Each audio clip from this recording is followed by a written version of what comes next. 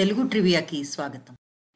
విక్రమార్కుడు బేతాళుడు శీర్షికలో భాగంగా ఈరోజు 1989 సంవత్సరం మార్చి నెల చందమామ సంచికలోని రాజయోగం అనే కథను గురించి విందాము.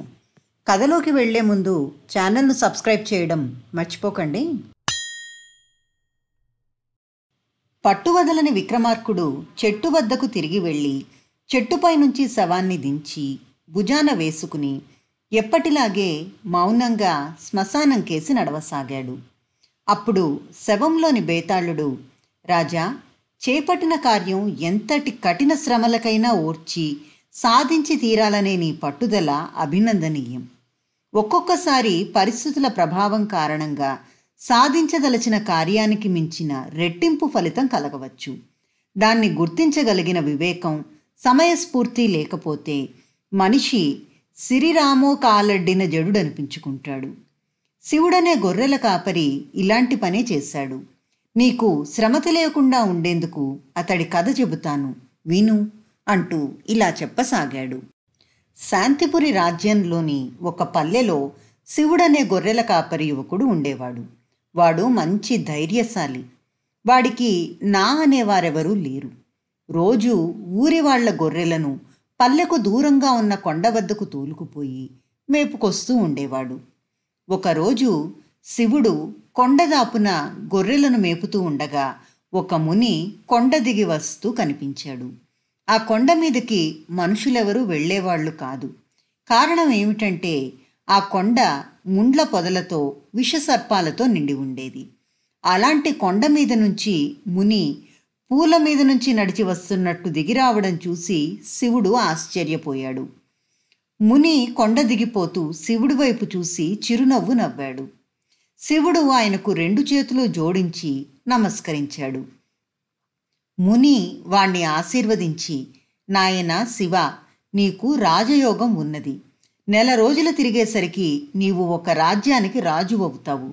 అందుకు సిద్ధంకా అని ముందుకు సాగిపోయాడు. ముని మాటలు శివుడికి చాలా ఆశ్చర్యం కలిగించాయి. గొర్రెల కాపరి అయిన తను రాజు కావడమా? కానీ కొంచెంసేపు ఆలోచించాక వాడికి ముని మాటలు సత్యం కానున్నవి అని అనిపించింది. వాడు ఊళ్ళోకి వెళ్ళి కొందరికి జరిగిన సంగతి చెప్పాడు.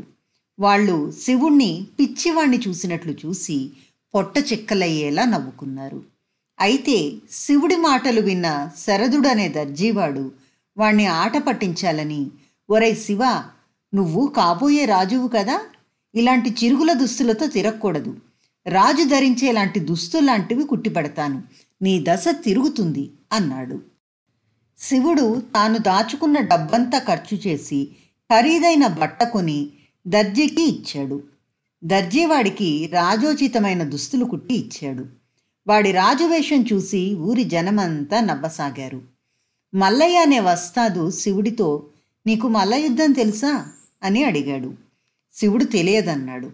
నీకు కత్తి యుద్ధం కూడా తెలియదు, కనీసం నీ దగ్గర కత్తి కూడా లేదు, నీవేం రాజువి అని వస్తాదు వాణ్ణి హేళన చేశాడు.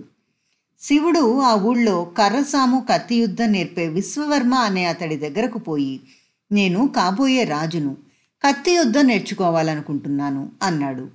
విశ్వవర్మ నవ్వుకుని, దానిదేముంది, నీకో కత్తి అవసరం, ముందు దాన్ని సంపాదించు అన్నాడు. ఉన్న డబ్బంతా ఖర్చు చేసి రాజు ధరించే దుస్తులు కుట్టించాను, ఇప్పుడు కత్తి సంపాదించడం ఎలా అని శివుడు ఆలోచిస్తూ కమ్మరి పని చేసే భైరవుడి దగ్గరకు పోయి, భైరవా, నేను కాబోయే రాజును, మంచి కత్తొకటి చేసి పెట్టు, నేను రాజును కాగానే మంచి బహుమానం ఇస్తాను అన్నాడు. భైరవుడు కూడా నవ్వుకుని, శివుడు, నా గొర్రెలు 6 తప్పిపోయాయి, కాస్తంత వెతికి పెట్టు, నీకు తప్పక కత్తి తయారు చేసి ఇస్తాను అన్నాడు. శివుడు గొర్రెలను వెతుకుతూ ఊరు దాటి చాలా దూరం వెళ్ళాక ఒక చింతతోపులో అవి కనిపించాయి. వాటిని తోలుకొని తిరిగి వస్తూ ఉండగా మార్గమధ్యంలో వాడికొక రథం ఎదురైంది. ఆ రథంలో శాంతిపురి రాజ్యం యువరాణి నలంద చెలికత్తెలతో ప్రయాణమైపోతున్నది.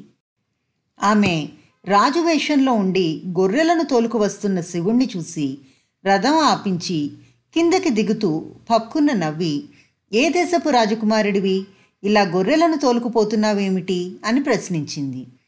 ఆమె అందం చూసి ముగ్ధుడైన శివుడు, నేను ప్రస్తుతానికి ఏ దేశపు రాజకుమారుణ్ణి కాను, కానీ నెల రోజులలోగా రాజును కాబోతున్నాను. నేను రాజునైన తరువాత నిన్ను పెళ్లాడాలనుకుంటున్నాను. నీకు అంగీకారమేనా అని అడిగాడు. ఆ మాటలకు ఆగ్రహించిన నలంద వెంట ఉన్న భటులను ఈ మూర్ఖుణ్ణి బంధించి తీసుకురండి అని ఆజ్ఞాపించి తిరిగి రథం ఎక్కింది.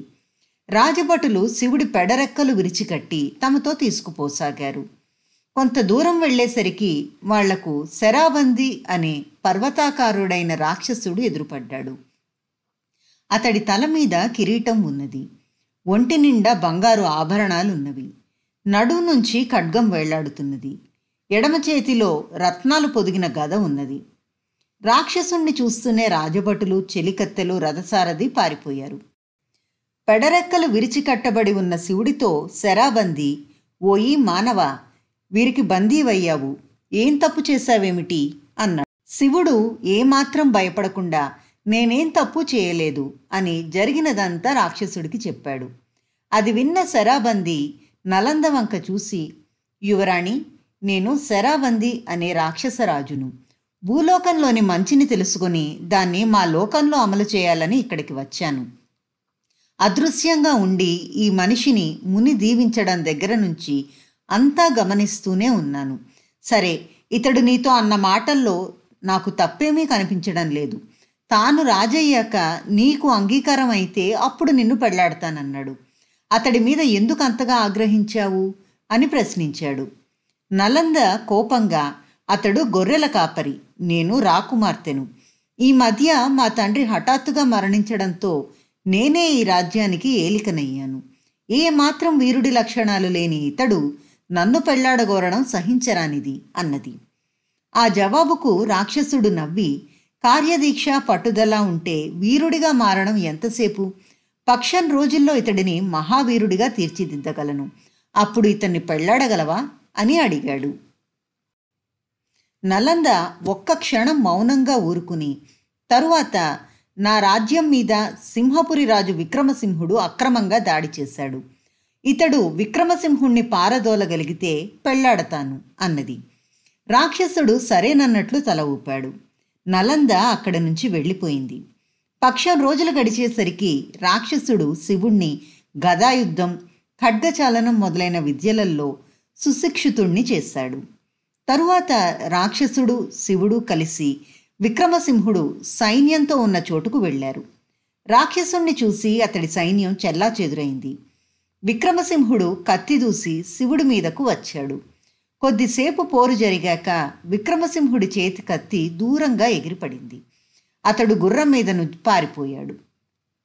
మర్నాడు రాక్షసుడు శివుడితో కలిసి నలంద వద్దకు వెళ్ళి విక్రమసింహుణ్ణి శివుడు ఓడించాడు. అతడు గుర్రం మీద తన రాజధానికేసి పారిపోయాడు అని చెప్పాడు. విక్రమసింహుణ్ణి ఓడించిన ఘనత శివుడిది కాదు. నిన్ను చూసి అతడి సైన్యం చెల్లాచెదురైంది. ఆ బెదురులో యుద్ధం చేసిన విక్రమసింహుణ్ణి ఓడించడం అంత గొప్పేమీ కాదు అన్నది నలంద.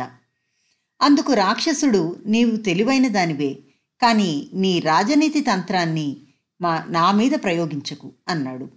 నలంద ఏదో చెప్పబోయేంతలో భటుడొకడు అక్కడికి వచ్చి, మహారాణి, విక్రమసింహుడు గుర్రం మీద నుంచి పడి మరణించాడు. అతడి దుష్టపాలనతో విసిగిపోయిన మంత్రి, రాజోద్యోగులు, ప్రముఖులు అతన్ని ఓడించిన శివుణ్ణి తమ రాజుగా చేసుకోవాలని నిర్ణయించుకున్నట్లు వార్త వచ్చింది అని చెప్పారు. ఇది విన్న నలంద శివుడి వైపు సిగ్గుపడుతూ చూసి, నిన్ను వివాహమాడడానికి నాకెలాంటి అభ్యంతరం లేదు అన్నది.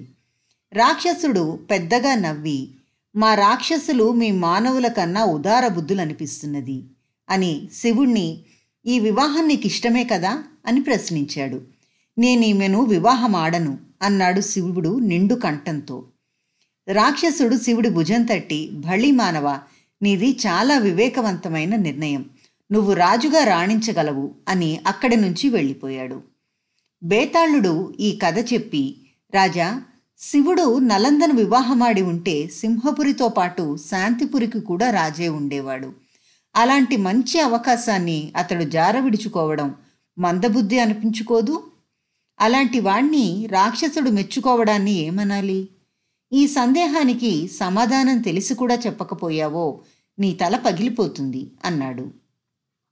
దానికి విక్రమార్కుడు, నలంద పెద్ద స్వార్థపరురాలు. దాడి చేయవచ్చిన విక్రమసింహుణ్ణి శివుడు ఓడించిన కుంటి సాకులతో అతన్ని వివాహమాడ నిరాకరించింది. ఆ శివుడే సింహపురికి రాజయ్యాడని వినగానే జంకు కొంకులు లేకుండా అతన్ని వివాహమాడడానికి సమ్మతి తెలిపింది. దీనితో శివుడు ఆమెలోని స్వార్థపరత్వాన్ని, అధికార వ్యామోహాన్ని గుర్తించి ఆమెను వివాహమాడ నిరాకరించాడు. రాక్షసుడు ఇది గ్రహించి శివుణ్ణి మెచ్చుకున్నాడు అన్నాడు. రాజుకు ఈ విధంగా మౌనభంగం కలగగానే బేతాళుడు శవంతో సహా మాయమై తిరిగి చెట్టెక్కాడు. ఈ కథ గనక మీకు నచ్చినట్లయితే, ఇటువంటి మరిన్ని ఆసక్తికరమైన కథలను వినాలి అనుకుంటే వీడియోను లైక్ చేసి, షేర్ చేసి ఛానల్ను సబ్స్క్రైబ్ చేయగలరు.